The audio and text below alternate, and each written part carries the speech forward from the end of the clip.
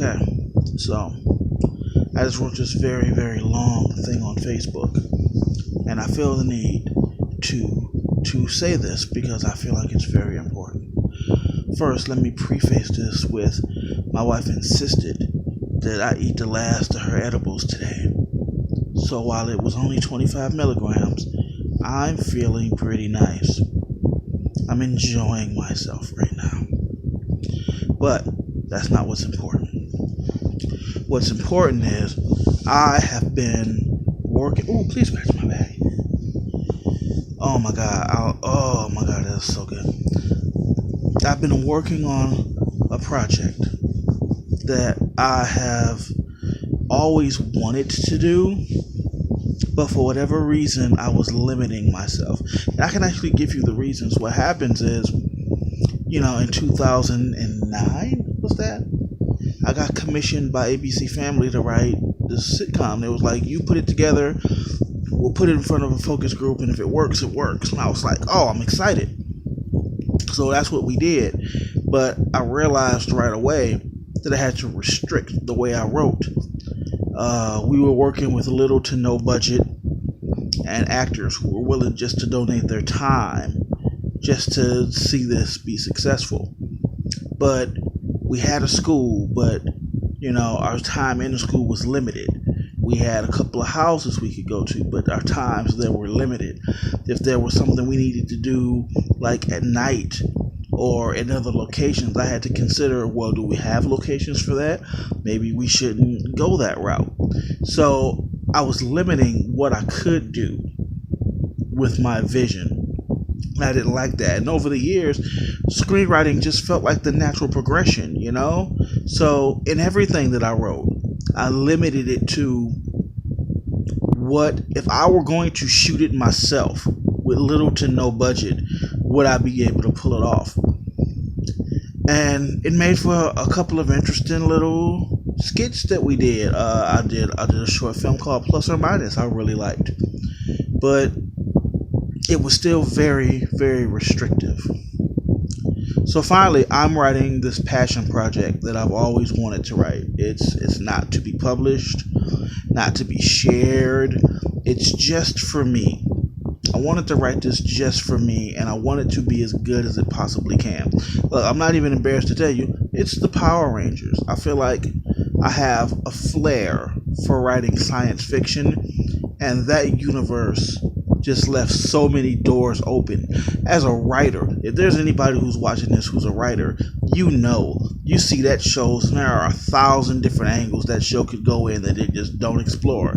And as a writer, I want to play in that sandbox. So now I am playing in that sandbox. Oh, this is my butt. Yeah, your butt. It was just Sorry. like, wow, this one will have 18 views because your butt's in the thumbnail. Sorry. It's fine, baby. Lost my train of thought. What was I saying? Writing passion project. I'm playing in the sandbox. So I wrote what I thought was a very impressive, at least 20 pages. And I sit down with my wife and she reads them in her voice, and Kari is there and he's listening because it's important. He realizes this is a passion of mine. So he listens and everybody's just like, yeah, we're on board. This is awesome. I'm like, okay, cool. Because what's important is that I stay as true to these characters as I can, but make them my own. It's a process. It is. So I write a next crop of pages, and I pass them along, and I'm feeling really good about them. I'm riding the momentum of the last seal of approval that I got, and I think it's a really good piece of fiction. Like, I think it's a good story. So I turn these in just to have them peer review, because really my family is the only peer I need. So they're peer reviewing it, and they were just like, this isn't your best. What is this? It's like, as it was explained to me, the content was fine. The message I was trying to convey was fine, but it was a little cliche, a little stereotypical, and I could do better. And I read it again. I was like, yeah, you're kind of right. I can kind of see that.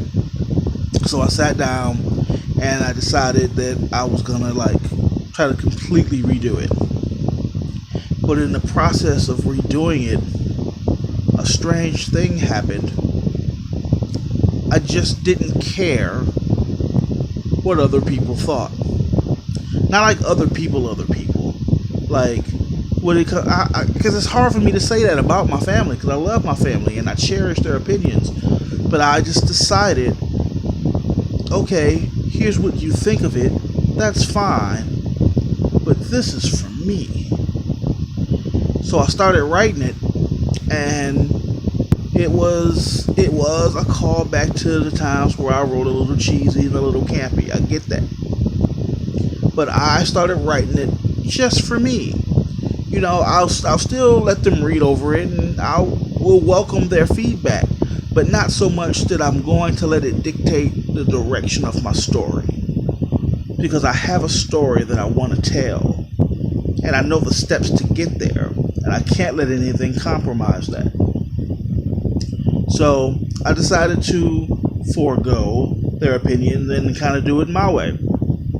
And as I was reading over what I was doing, another funny thing happened. I didn't like it. I didn't like any of it. As I was writing it, it to me felt forced. It felt uninspired. Like, full disclosure, the whole first part of the story thus far, I don't know if I'm doing chapters or I'm not sure how it's going to work just yet. So for the sake of argument and to keep it in the conversation, we'll just say chapters. The first chapter is a brilliant chapter just on Tommy alone, which delves a lot into his backstory, which really wasn't given. And look, and again, it's important that I note that I'm playing in the sandbox, so I'm starting with these characters, but just a different spin. So finding ways to make the putty sound menacing, that was kind of a chore. But I was really feeling the first chapter. The second chapter was primarily based on Zach, who didn't get a lot of backstory at all. So what I decided to do was give him a lot of backstory. I mean, a lot. Like, he was the oldest of 4 kids. His dad had left. And that's something else I want to point out.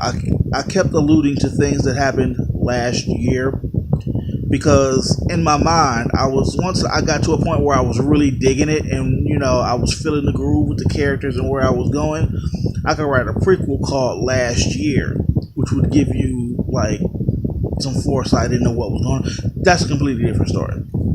But I'm reading over it, and it just, to me, the best that I thought it could be. So while I haven't done it yet, full disclosure, my plan is to just completely delete all of it. I will not settle. See, this is a project that I've wanted to work on for many years. And it's a project that will probably take many years because, as my wife will attest to you, when I start writing, I start writing.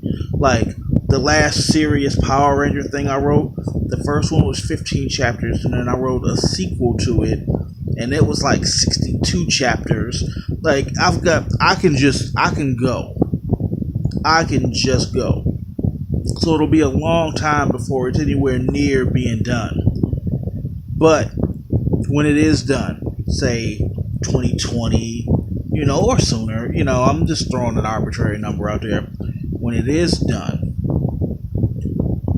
and it's finally where I think it needs to be, as I read it, I will appreciate that I took the time to make it what I wanted it to be, and as best as it could be.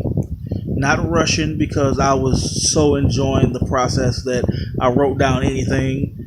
Not so, this scene needs a little something, let's throw this in here. No, I don't want to deviate from the story, and I don't want to compromise the integrity of the characters.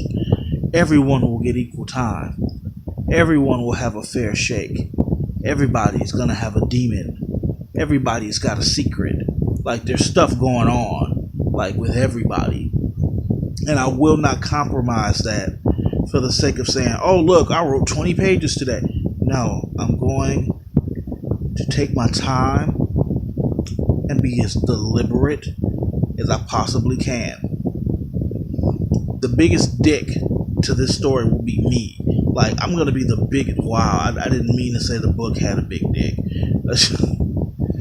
I was saying that I'm going to be a dick to myself about this book because I'm going to be harsh and I'm going to be cruel, because this will, when I am done, what I am hoping it will be is this will be what I consider to be the best body of work I have ever written. And for that to be the case, I need to take the time, not rush, not, oh, I've got an hour left of my shift at work and the laptop's here, I might as well whip it out and try it. No, if I'm not feeling it, I'm not feeling it. And it just, nothing for the sake of just throwing it in there. So I've come to realize that it is very important to take the time. You're going to look back at this and you're going to say, did he forget his thought? I'm telling you, I didn't forget the thought. I paused for, I don't know, dramatic irony. But it'll be very important that you took the time.